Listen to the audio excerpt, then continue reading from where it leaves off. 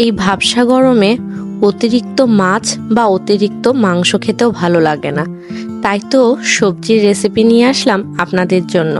কম বেশি খুব সহজ সহজ রেসিপিগুলো আপনাদের জন্য। মোটামুটি কম বেশি সবাই এই রেসিপিগুলো জেনে থাকে, তারপরও আমি আমার যেভাবে রান্না করতে পছন্দ করি সে ওয়েটাই আপনাদেরকে দেখানোর জন্য আমি চলে আসলাম আজকে ছোট্ট ভিডিও ব্লগ নিয়ে। আসসালামু আলাইকুম viewers, welcome to our channel box of glorious. আশা করছি সবাই ভালো আছেন। এখানে দেখতে পাচ্ছেন আমি কতগুলো সবজিকে, এখানে 5 রকম সবজি আছে।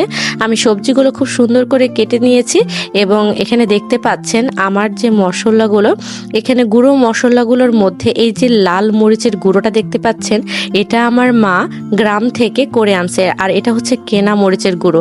দেখতে পাচ্ছেন কালারের মধ্যে কত তফাৎ।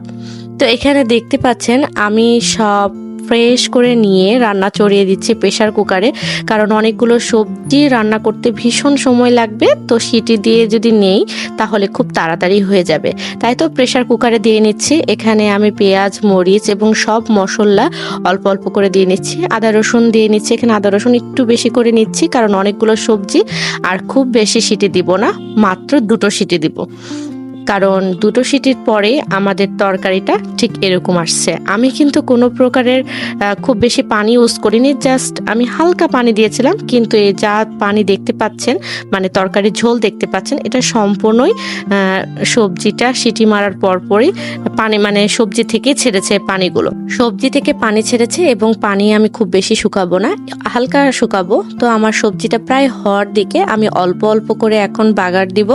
তো দেখতেই পাচ্ছেন আমি এখানে পেঁয়াজ মরিচ শুকনা মরিচ ভেজে আমি এখানে 5 ফোড়ন দিয়ে নিয়েছি এবং 5 ফোড়নের উপরে সবজিটা বাগার দিয়ে নিচ্ছি।